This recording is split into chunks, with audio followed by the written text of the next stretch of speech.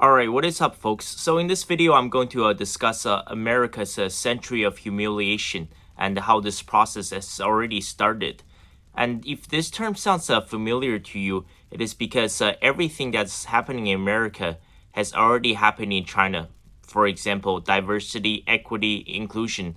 They're pushing this concept at every single workplace now, at all across all the public schools, in all our universities and colleges. That is 100% cultural Marxism. But that's not the focus of this video. I want to talk about specifically one painkiller, Oxycontin, okay?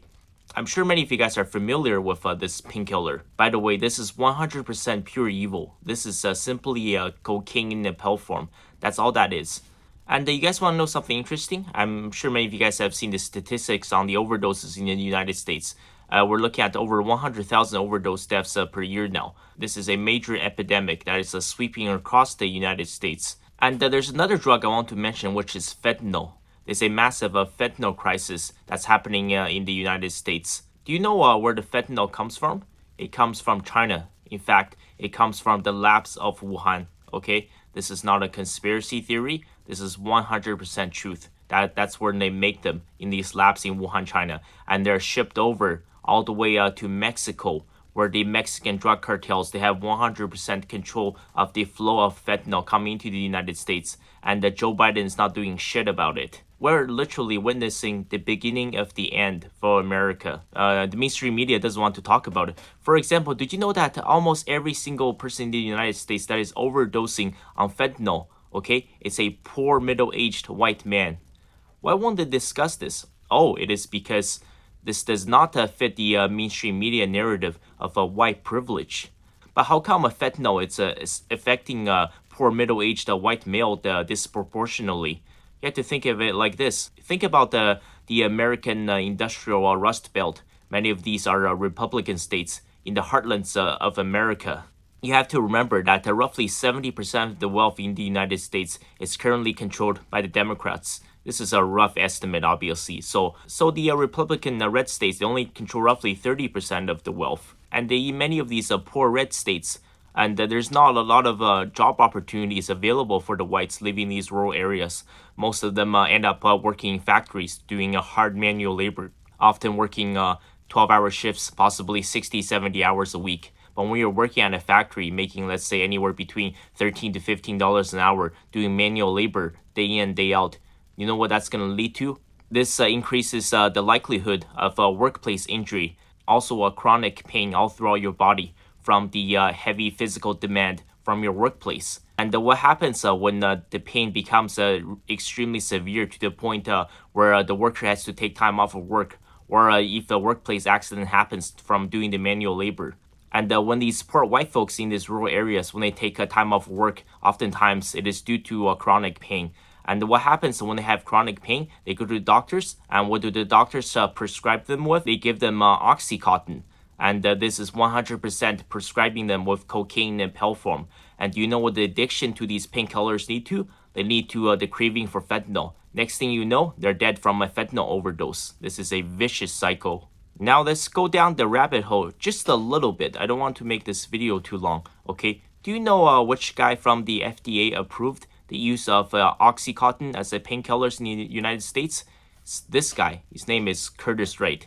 Now, it's hard to say what are the fine details behind the case, but it is reported that he was actually forced into a hotel room to sign this contract for the FDA to approve this painkiller.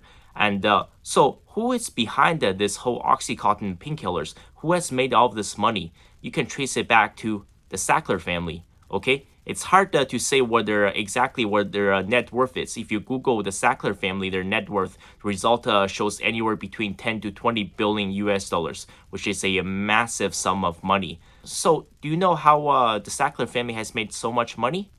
It is because of China.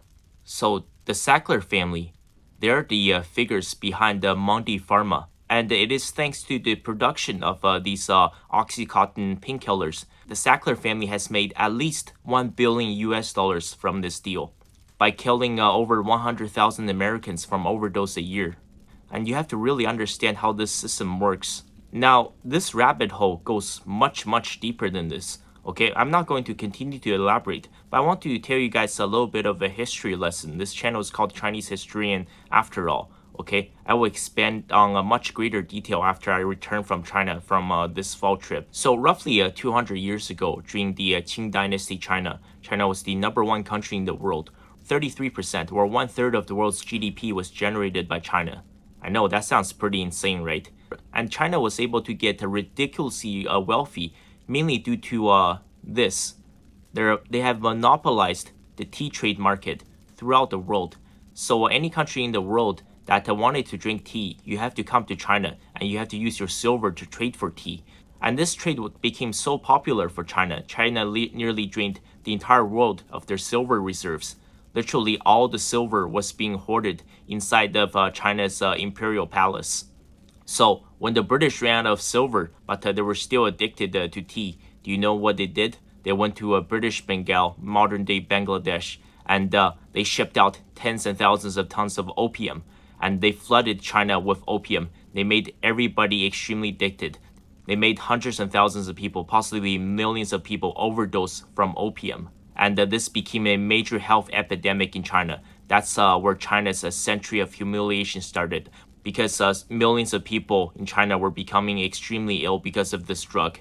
And there will go on to be 2 opium wars with the Chinese, the British, and the French. Unfortunately, the Chinese lost both wars, and billions and billions of dollars of wealth, all of China's treasures, all of their silver, were taken by the British and the French. In fact, many of these historical artifacts, they are still on displays in popular museums in Western countries, for example in Paris, like the Louvre. And it is also during this time period, during the start of the Century of Humiliation, a new term emerged by the Westerners for the Chinese. They called them Dongya Bingfu, the sick man of East Asia.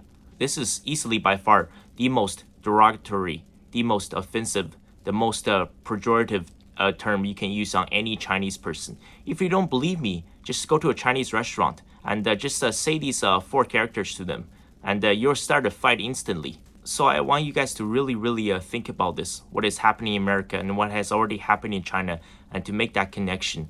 Everything in China went to shit after the British flooded China with opium. China would go on to spend nearly the entirety of the 20th century as one of the poorest nations on earth in terms of GDP per capita. And look at what's happening in America. How come there are over 100 million Americans living with underlying health condition? How come back in 1960, 1 out of every 10,000 Americans being born was diagnosed with autism? Today that rate is 1 in 34. Look at the dramatic rise in gender dysphoria. We're putting children on puberty blockers, hormone replacement therapy, gender affirming care. There were so many diseases that never existed until just a few decades ago, until the late 1980s. For example, ADHD, Crohn's disease. You want to know something crazy, okay? There are 1.4 billion people in China. Never once in my lifetime have I heard of anyone that is allergic to peanuts. Yet, so many people in these Western countries are extremely allergic. If they were to eat anything that contains nuts, they will literally get sent to the ER within minutes. So, what is happening? Okay, what is behind all of this? This is a very deep rabbit hole to go down. And I just want to share this with you guys because the mainstream media will never talk about this. And if you know somebody that's suffering from a chronic pain, okay, you never ever let them take a painkiller of any form. Sometimes you just have to tough it out mentally, because once you get hooked on it, it is a never-ending vicious cycle.